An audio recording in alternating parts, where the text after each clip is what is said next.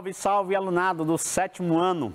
É uma alegria estar de volta aqui com vocês para mais uma aula de língua portuguesa.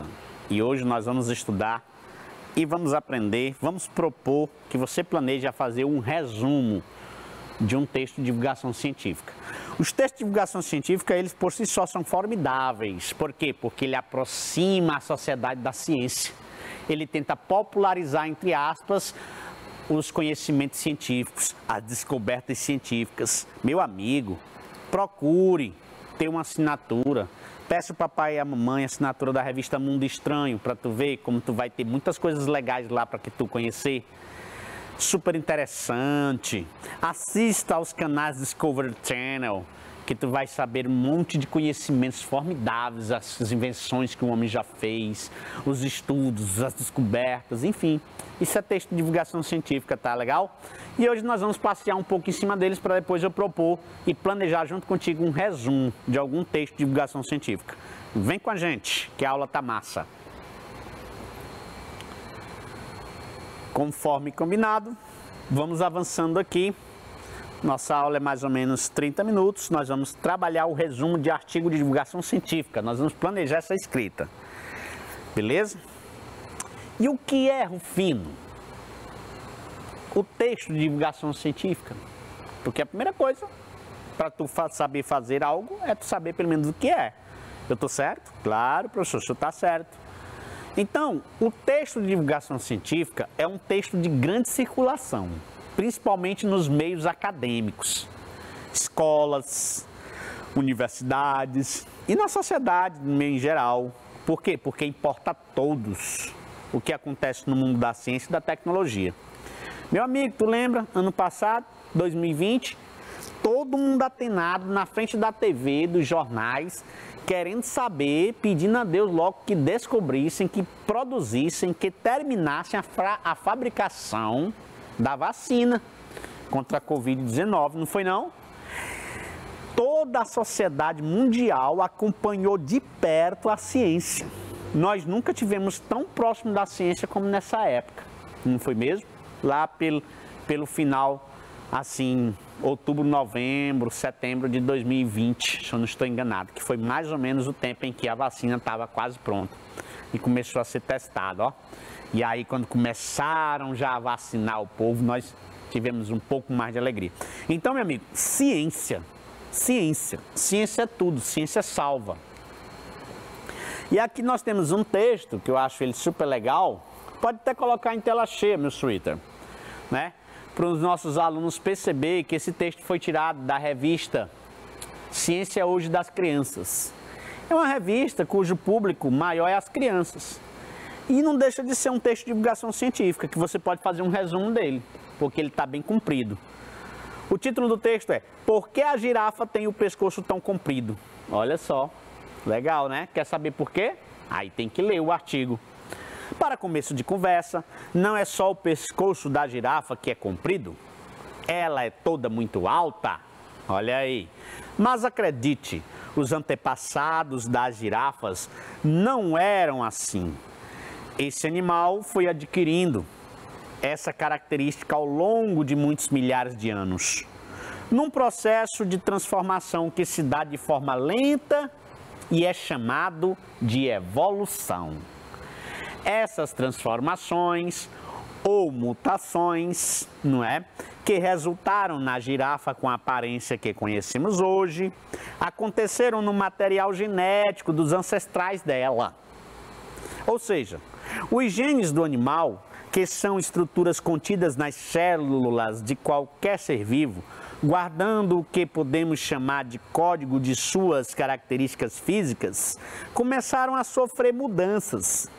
Com isso, alguns filhotes passaram a nascer um pouco mais altos e com o pescoço um pouquinho mais comprido. Provavelmente, o fato de serem mais esticados permitiu que esses animais tivessem acesso a novas fontes de alimento, o que pudessem perceber a aproximação de predadores com uma antecedência até maior. Assim, os filhotes mostraram maior capacidade de sobreviver do que os outros Eles estavam, portanto, mais bem adaptados ao meio em que viviam. Como consequência, ao se reproduzirem, acabavam deixando uma quantidade maior de descendentes, sendo esses mais altos. Então, ao longo de algumas gerações, o número de animais com o pescoço um pouco mais comprido foi aumentando, até que toda a espécie estivesse dominada por animais com tais características. A esse tipo de situação, os cientistas chamam de seleção natural. Esse processo se repetiu algumas vezes, e em cada uma delas o resultado era que a população dos ancestrais da girafa ia se modificando. Ao mesmo tempo, esses animais iam se especializando em se alimentar das folhas que se localizavam nas partes mais altas das árvores. E, em resposta a essa necessidade, seu pescoço ia se alongando ainda mais a cada geração. Quando todas essas características se estabilizaram em uma população de animais, o que hoje conhecemos como girafas, a espécie estava definida. Assim, como as girafas, todos os seres vivos, inclusive nós, humanos, são resultado de processos evolutivos. Cada vez que os indivíduos se reproduzem, pequenas alterações no material genético acontecem espontaneamente. Portanto, podemos dizer que estamos todos em constante evolução. Olha só que interessante. Corta pra gente. É um texto formidável, eu amo esse texto, já dei várias aulas com ele. E se você fosse resumir esse texto, você ia tirar um pouco daqui da maneira como o autor introduziu. Aí você ia tirar as informações principais, galera, de cada parágrafo. Do parágrafo 2, parágrafo 3, parágrafo 4, 5, 6. São os parágrafos de desenvolvimento. Então, do 2 ao 6, são parágrafos de desenvolvimento. Olha aí, 1, 2, 3, 4, 5. 5 parágrafos só para desenvolvimento. O primeiro é a introdução e o último é a conclusão dele. E eu acho tão interessante a conclusão. O que é mais importante nessa conclusão? Que nós, seres humanos, assim como nossa carga genética, nós continuamos em eterna evolução. E você poderia até, nesse resumo, dizer que essa evolução se dá tanto de forma física como social. Olha aí, você fecharia o resumo bem bonitinho. Então você pega o mais importante desse parágrafo, desse. Quando você junta, não é o mais importante, pessoal. Porque vocês têm uma mania de achar que resumir um texto é copiar o texto todinho. Ah, professor, mas eu fico doidinho porque eu acho tudo que está escrito é importante. Pois é uma técnica. É no momento de ler e ver o que é importante no parágrafo, é a concentração que vai aos poucos, com esse treino, fazer com que tu faça um bom resumo. Tá bom, pessoal? Porque eu sei muito bem o que é isso, eu já passei por isso. Quando a professora pedia para eu fazer um resumo do texto, sabe que eu nem lia o texto. Primeiro a gente tem que ler, gente, absorver o que está escrito, sedimentar o entendimento do texto, para depois a gente dividir e separar o que é importante e o que não é importante. Você está me entendendo? Então isso aqui, para começo de conversa, não é só o pescoço da girafa que é comprido, ela é muito alta. Isso aqui é coisa própria do autor, você já pode tirar, não é?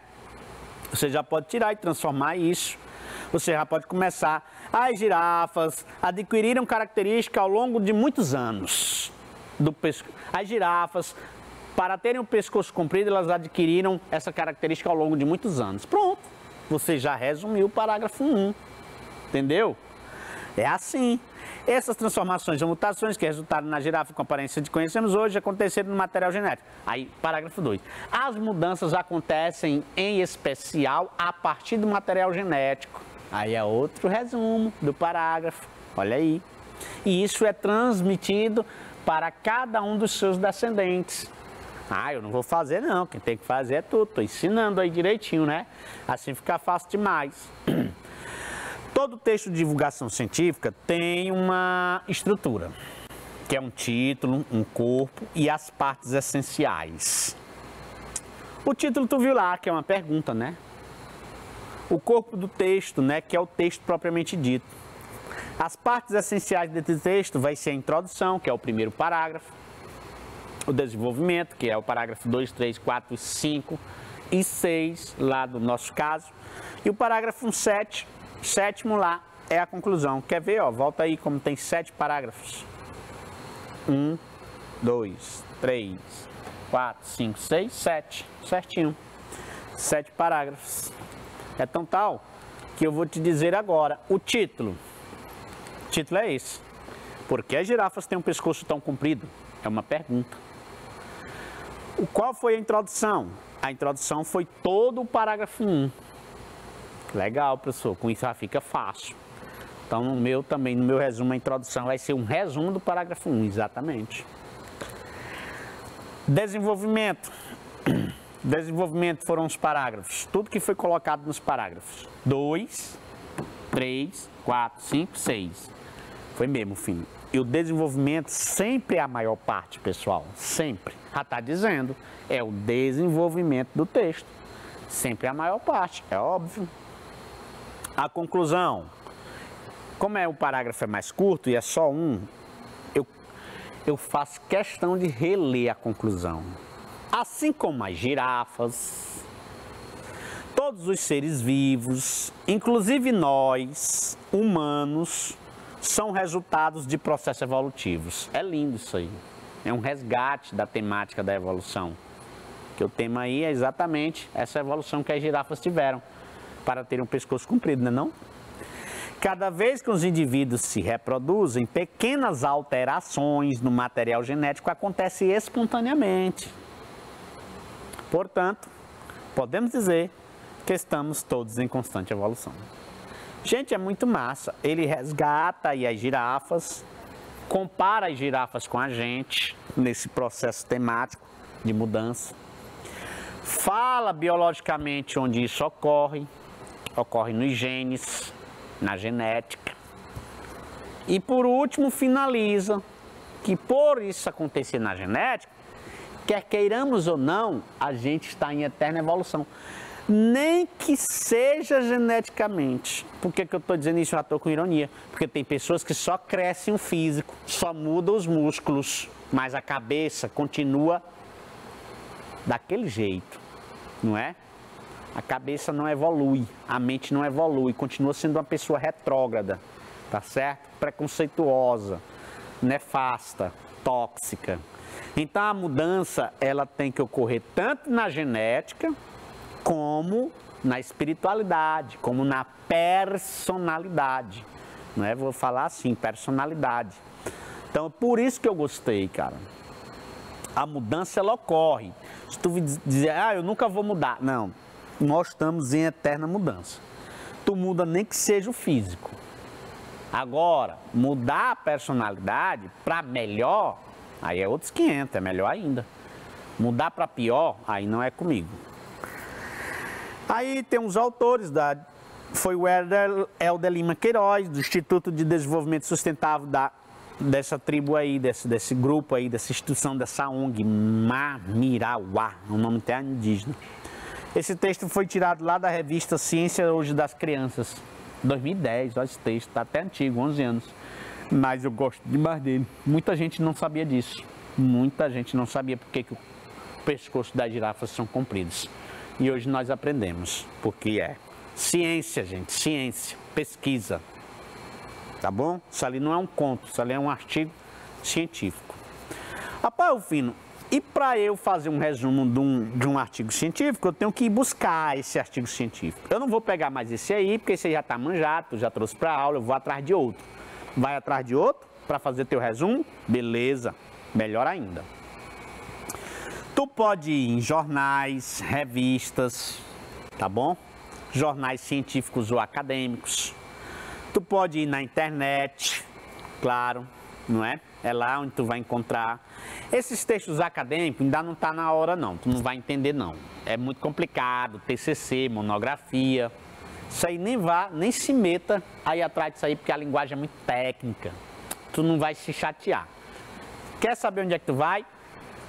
Digita aí Mundo Estranho, digita aí Revista Ciência Hoje das Crianças, digita aí Super Interessante e tu vai ler muitos artigos legais Alguns artigos eles publicam, outros artigos só pode ler quem tem assinatura, mas dá para tu achar. Tem sites especializados Tem dois professores, cara, que eles tinham até um quadro na TV, esqueci o nome, não é? Deles, parece que eram 3, que eles tinham um quadro na TV, que eles faziam ciência maluca, eles brincavam de experimento maluco, eles são professores de química, e eles tinham esse quadro super legal, tu acha eles no YouTube, eles podem te ajudar, porque lá eles fazem muitos experimentos, e a partir dos experimentos deles tu pode encontrar um artigo falando disso, um texto já produzido, aí tu só faz o resumo. Livros didáticos e não didáticos, enciclopédias, blogs, microblogs, vlogs, vlogs é vídeo, viu? YouTube é um vlog da vida, né? Documentários de TV, muito massa. Já pensou tu pesquisar aí sobre o veneno dos escorpiões? Aí, ó, tu vai pesquisar sobre a cobra mais venenosa do mundo. Aí tu vai achar um artigo científico sobre o veneno dela, não é? Tu vai pesquisar sobre o comportamento das tarântulas, das aranhas gigantes. Legal, isso aí tudo tá na TV, isso aí tudo tá na internet. A finalidade do gênero, como o próprio nome já diz, é divulgar os conhecimentos científicos para o público. Nós falamos isso no início, como as pesquisas, estudos, teorias, descobertas, invenções, vacinas, curiosidades, entre outros, não é mesmo? E aí, cara, tem um resumão até no nosso livro, só que não no livro do 7º ano, né? Que é no livro do 9º ano que eu tirei, porque essa aula eu já tinha dado uma vez no 9º ano, e eu encontrei no livro deles, do 9º ano, algo sobre esse gênero, tá certo? E a hora de praticar é agora, meu amigo. Por que salivamos diante de uma comida apetitosa? Ah, que legal, quero saber, professor. Curiosidade. A visão do prato e seu cheiro estimulam o cérebro, que acionam as glândulas produtoras de saliva. Subtítulo, título, subtítulo. E essa imagem linda já dá aquele apetite. Quer saber por que salivamos?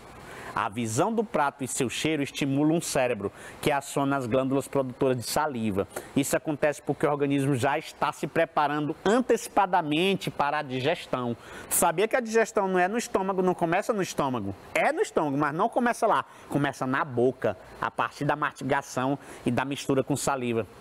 A visão do prato e seu cheiro estimulam o cérebro, que por sua vez aciona as glândulas produtoras de saliva, secreção que tem a função de ajudar o aparelho digestivo a decompor a comida ingerida. Essa reação é um exemplo de reflexo condicionado descoberto pelo fisiologista russo Ivan Pavlov. Em um experimento clássico ele fez com o cão dele, com o cachorro, olha só. Toda vez que alimentava um cão com um pedaço de carne, Pavlov fazia soar antes uma campainha. Resultado, não deu outro. Sempre que o cão ouvia esse som, o cachorro começava a salivar. Mesmo sem ver a carne, sem sentir seu cheiro, prova de que havia sido criado em seu cérebro uma associação entre a campainha e a hora em que o alimento era servido. Olha que formidável, isso é ciência.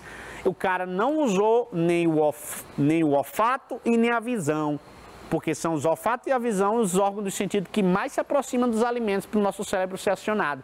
Ele usou a audição, para você ver como o cão associava que o som da campainha, ele imaginava aquela carne. Se ele imaginava, o cérebro acionava a salivação. O curioso é que a quantidade de salivação varia, de acordo com o estado motivacional da pessoa. Um indivíduo faminto tende a salivar muito mais diante de um prato de comida do que alguém com menos fome, afirma a fisiologista Sarah Sharma-Lignado, da Universidade de São Paulo. Ah, meu amigo, show fino, formidável, amei esse texto de divulgação científica. Amou? Pois cai pra cima, meu amigo. Chegou a hora de você planejar o seu resumo de artigo de divulgação científica sobre intoxicação com alimentos vencidos. Procure na internet, eu tenho certeza que tem diversos. Não, filho, eu não quero mais ler outro, eu quero resumir esse aí, eu gostei desse aí. Resuma, não tem problema, mas aí eu tô te dando aí a proposta. Procura algum artigo científico sobre intoxicação com alimentos vencidos, que será muito interessante. E aí, tu lê esse artigo científico sobre intoxicação com alimentos vencidos e faz um resumo. Olha que massa, Amandinha. Show! Uma atividade dessa, meu amigo, só 2 dessas. Então, planejamento, comece falando da importância do prazo de validade, mas isso aí vai ficar para outra aula. Isso aí é para quando tu for produzir um artigo científico. Porque tu vai ter que ler primeiro o teu artigo já produzido, para depois resumir, tá bom?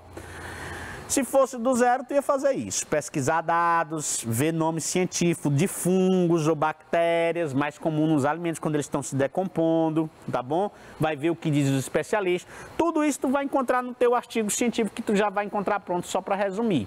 Espero que você tenha gostado, galerinha, da aula. E essa aula foi formidável justamente por isso, para colocar você mais próximo da ciência e entender que a ciência ela é útil para nós. Graças à ciência, muitas doenças já foram erradicadas, como varíola, rubéola, não é mesmo? E muitas outras doenças foram curadas de forma mais rápida. Não negue a ciência, acredite, a ciência nos ajuda. Forte abraço e até a próxima.